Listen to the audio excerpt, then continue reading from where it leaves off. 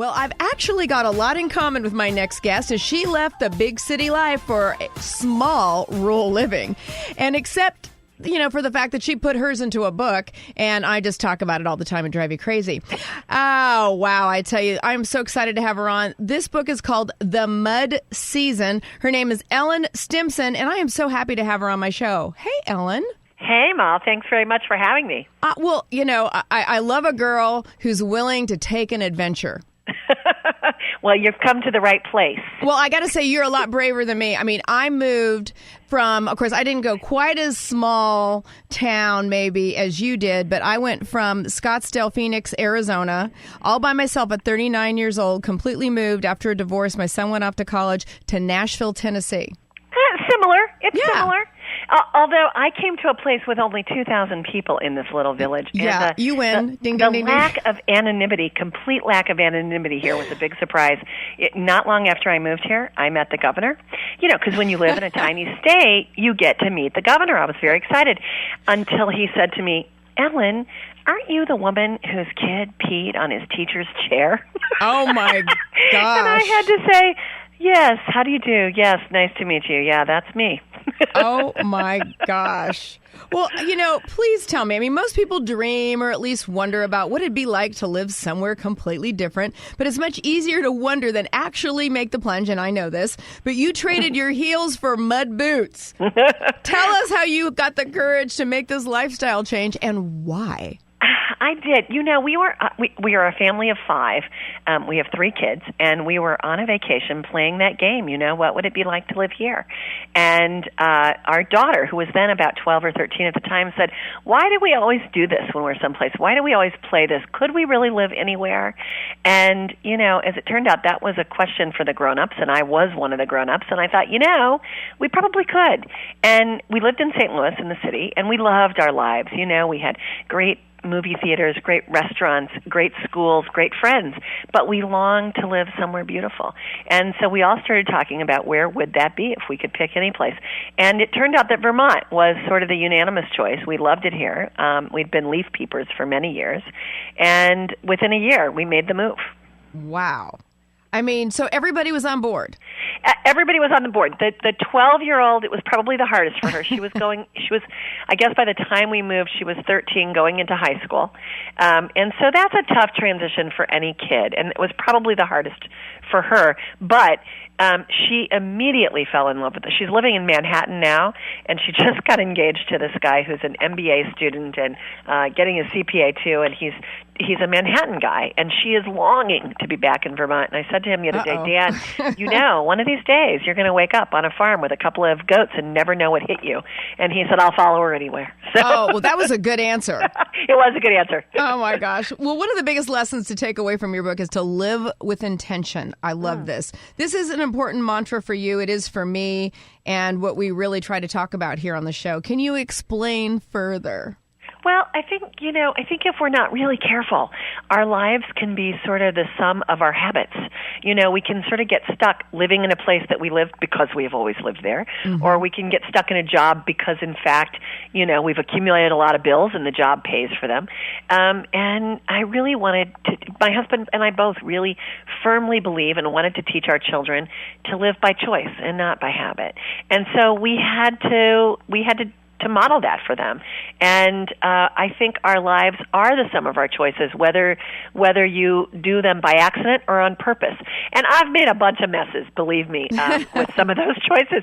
However, I think we have very rich, very full lives as a result of picking them. Sure. Well, hey, if you're just joining me, I am talking with Ellen Stimson, and she has written a book called The Mud Season. It is a real-life Green Acres. I mean, so never once, Ellen, did you say, darling, I love you, but give me Park Avenue? You know what? No. Love it. I think we live I think we live in one of the most beautiful places on the planet. And believe me, I need my city hit. And I do a lot of work in the city, so I get to go back and forth and go to great restaurants and do that bit too. But I have to tell you that when I come over on the train and I come over that ridge and I see the mountains, I can breathe again. I sort of just take a deep breath and say, yeah, this is what I picked. This is home. This is where I want to be. Well, I get that because now, I fell in love at 45 and ended up moving to a much smaller town, Knoxville, Tennessee. Oh. And so that's where I live with my husband. It's still bigger than your town. Yeah, you did it twice, though. I know. I did it twice, didn't I? Oh, my gosh. Well, actually, I've done it. I moved to Los Angeles, too, when I was in my 20s. That's a whole nother story. That this is your interview, not mine. But I get it. And I always am encouraging people to change, to experience change, because the growth that happens is so tremendous. It's true. When we moved here, as I said, we had 3 kids, and it was interesting. It was very much like going to a foreign country in some ways. And if you've ever traveled with kids to a foreign country, you all sort of wind up on the same level. All of a sudden, nobody really knows the language. Nobody really knows how the money works. And we went to Italy when our kids were younger, and our youngest, Eli, quickly became fluent. He was the one, we were there for a month, and he was the one who was taking his 16-year-old brother along and saying Dove il bagno to help him find the bathroom. You sort of, everybody gets a new role in that new environment, and that happened to us when we moved to Vermont, too.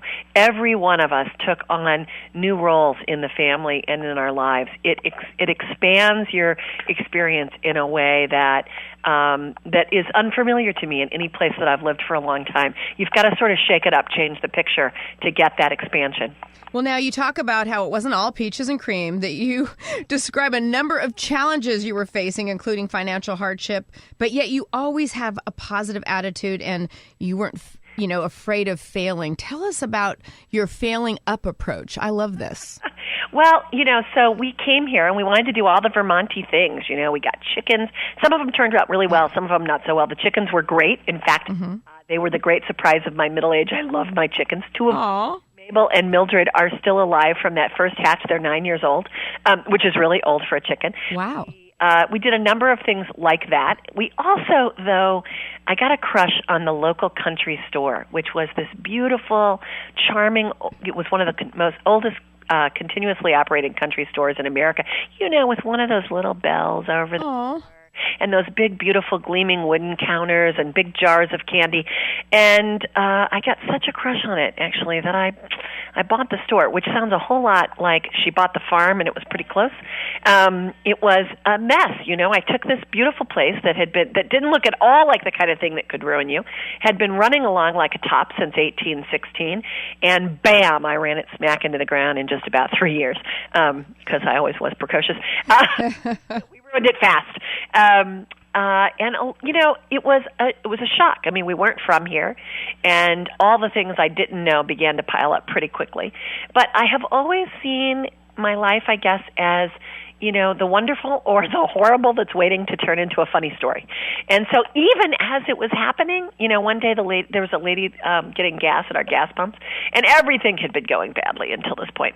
And this woman was rushing off. She was late for an appointment. She drove away with the nozzle attached to her car and pulled pumps out of the ground, and we environmental disaster on top of everything else. And even as that was happening, and we were running around screaming because there were all of these worker dudes, with their work trucks and their cigarettes saying, "Don't drop your cigarette, don't drop your cigarette." Oh, my gosh. There's gasoline everywhere. Even while it was happening, I remember a moment where I watched all this pandemonium in front of me thinking, eventually this is going to be a funny story. Oh, my gosh. Well, if you're just joining me, I am visiting with Ellen Stimson, who we're talking about life-changing moves in her new book, The Mud Season. Okay, obviously your family is super important to you. You've taken vacations for a month in Italy. I mean, you've really opened these horizons for your children, which I think is such an amazing thing. What can others learn from this experience, and how has this changed your family as a whole? Well, it's interesting. Our kids grew up in pretty lucky and privileged circumstance. We were lucky in our prior business experiences, and so they were in great schools and had pretty easy, cushy lives until I bought and ruined the country store. And so we were in the middle of this financial disaster.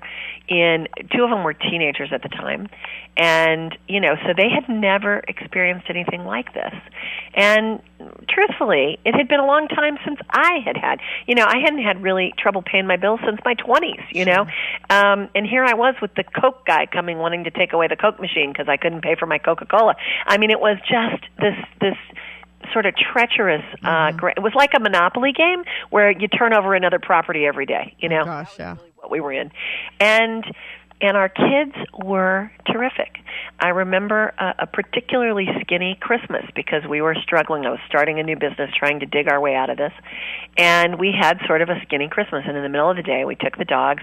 We opened presents. There weren't nearly as many that year. Mm-hmm. We all made a big breakfast together like we always did and sat around the tree. And then we took the dogs for a walk in the woods.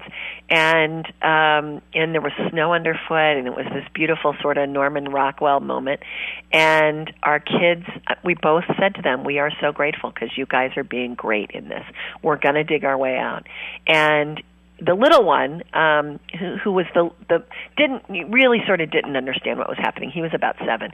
He was just playing in the snow. But the 2 older ones said, we'll get out of this. We're a family. We're in it together. Oh. And it strengthened us in ways that, even as I say it to you now, I still get chills. I got them that day. And it strengthened this family in ways that are hard to overstate. I am lucky to have these people that I am related to, that I love and who love me back. That's so awesome. I love that. Well, what do you hope people ultimately will take away from the mud season? Oh, gosh, I hope it makes them laugh. It's just one sort of crazy thing after another. I told you about the governor. That sort of exemplifies our whole experience in Vermont. Just one goofy mistake after another. And mostly they're funny. And so I hope people will read it, and I hope they will laugh along with us. Well, with Mud Season already getting rave reviews, do you have another book in mind? I just have a feeling that you've got several in you. Thank you so much for asking. I have written the next book. It's called Good Grief, and I just got the great news that Norton has bought it, and it will come out in October of 2014. Well, that's exciting. Can you tell us what Good Grief is? Don't give it away because I want to have you back. Well, I want to come back. Good Grief is, I haven't practiced this yet. It's okay. I haven't talked about it very much. Good grief is sort of that moment right after you say, what next? I love that. Something comes along. I love that. Well, you heard it here first. Good Grief is the next book. But in the meantime, pick up Mud Season because it's a fabulous, honest, amazing story that's heartwarming. And I love this because I believe change and moving is such a great experience, and it really teaches you who you are.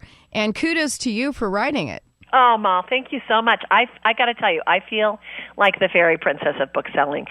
Mud is an Indie Next pick this month in October, which was terrific. Woo. I got a starred review in Booklist, and I felt like a rock star. I'm a girl who's been drunk on book love my whole life. That's great. I sort of feel like, it's a thrilling ride. I feel very lucky to be on it. Well, you deserve it, and you've lived it, and you can tell all about it. So we're looking forward to it. So thanks, Ellen, and we look forward to hearing about your next one. Be sure to check out her book, Mud Season. Up next, from TaraOnTV.com, my go-to gossip girl, Tara Hitchcock, and I'll be right back.